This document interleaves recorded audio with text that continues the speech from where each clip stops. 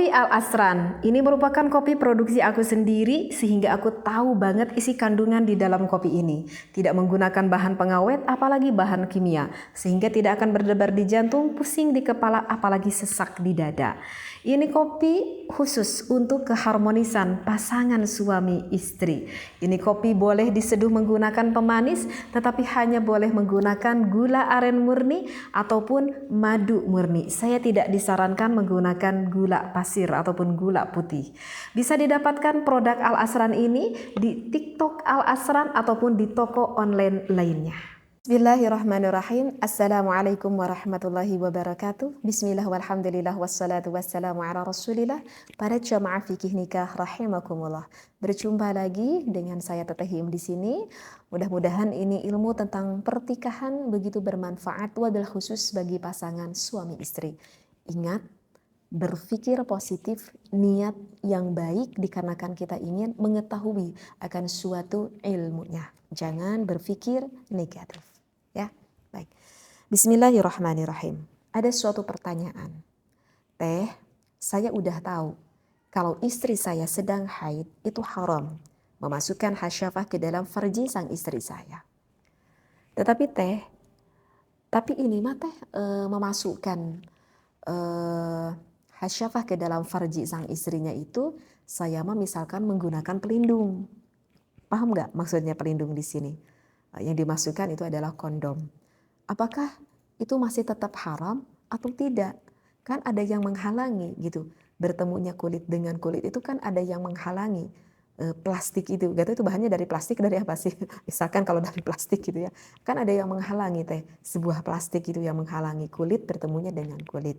Nah kalau itu hukumnya diperbolehkan atau tidak? Nah itu adalah yang menjadikan pertanyaannya. Maka saya ketemukan jawabannya, referensinya ini ya, ada di dalam kitab Sa'dur Rafiq. Di sini dikatakan wal wat'u. Jika pasangan suami istri yang melakukan ibadah, maksudnya ibadah di sini ini adalah bersetubuh ya.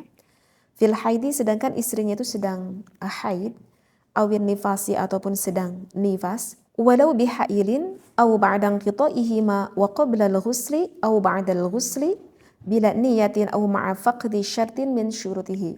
Saya bereskan aja baca referensinya ya. Jadi kalau misalkan pasangan suami istri melakukan ibadah keadaan istrinya yang sedang haid ataupun yang sedang nifas seperti itu ya. Dan meskipun laki-laki tersebut menggunakan alat pengaman kemudian melakukan hal itu, maka itu tidak diperbolehkan. Ya, itu tidak diperbolehkan. Hukumnya tetap diharamkan. Sama saja seperti seorang suami ketika hendak mau bertujuan ingin melakukan ibadah kepada istrinya, sedangkan istrinya itu udah suci dari haid ataupun dari nifas, artinya sudah berhenti nih, haidnya itu udah berhenti, darahnya itu udah berhenti, udah stop, nifasnya itu udah berhenti darahnya. Tetapi belum sempat melakukan mandi besar istrinya. Tetapi suaminya itu sudah gak sabar, ingin melakukan ibadah dengan istrinya. Maka itu juga sama hukumnya diharamkan. Ya, gak boleh suami, jadi harus sabar. Jadi harus nyuruh dulu kepada istrinya untuk melakukan mandi besar. Kan gak lama lah ya, paling cuman sekitar 5 menitan lah mandi juga itu nggak lama ya. Jadi suruh dulu istrinya untuk melakukan mandi besar. Nah jadi untuk jawaban yang tadi ya, untuk jawaban yang tadi itu hukumnya diperbolehkan nggak teh meskipun menggunakan kondom tersebut. Meskipun menggunakan kondom tersebut itu tetap hukumnya diharamkan jika melakukannya kepada sang istri yang dalam keadaan haid ataupun nifas ataupun yang sudah berhenti dari haid dan nifas tetapi belum melakukan mandi besar. Ya, dan kalian tahu kan bahwa melakukan hubungan ibadah antara suami istri di dalam keadaan sedang haid dan juga sedang nifas itu hukumnya adalah diharamkan. Bahkan diharamkan di sini ini sudah sepakat ijma' para ulama seperti itu. Maka kalau misalkan ada yang berdalih nih kita mengatakan kok saya pernah mendengar gitu ya, misalkan dari seorang dokter itu kita nggak apa-apa kok meskipun istri kita lagi haid untuk melakukan hubungan biologis tersebut. Maka kalau kita mengatakan bahwa itu hukumnya diperbolehkan, kalau itu hukumnya tidak diharamkan, jika kita berstigma seperti itu sudah termasuk dosa besar. Bukan dosa kecil lagi, tetapi dosa besar. Kenapa? Karena hukum itu sudah ijma' para ulama. Sehingga di dalam kitab Sulam Taufik juga kan dikatakan, jika kita menghalalkan perkara yang haram ataupun mengharamkan perkara yang halal, maka itu sudah termasuk dosa besar.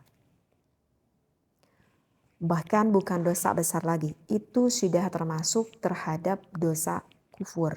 Na'udzubillahi min dzalik. Karena apa? Karena keharaman ini sudah jelas sekali yang didasarkan di dalam firman Allah Subhanahu wa taala pada surat Al-Baqarah pada ayat 222. A'udzu billahi minasyaitonir rajim. Wa yas'alunaka 'anil mahid qul huwa adhan fa'tazirun nisaa fil mahid wa la taqrabuhunna hatta yatahhurna fa idza tatahharna fa'tuhunna min haitsu amarakumullah. Innallaha yuhibbut tawwabina wa yuhibbul mutatahhirin. Nah, itu di dalam wallahu a'lam bil muradi. Nah, itu di dalam surat Al-Baqarah itu sudah jelas sekali pengharaman melakukan hubungan biologis terhadap wanita yang sedang haid seperti itu ya. Jadi insyaallah mudah-mudahan bisa difahami ilmu yang saya sampaikan kali ini. Wallahu a'lam. Wassalamualaikum warahmatullahi wabarakatuh.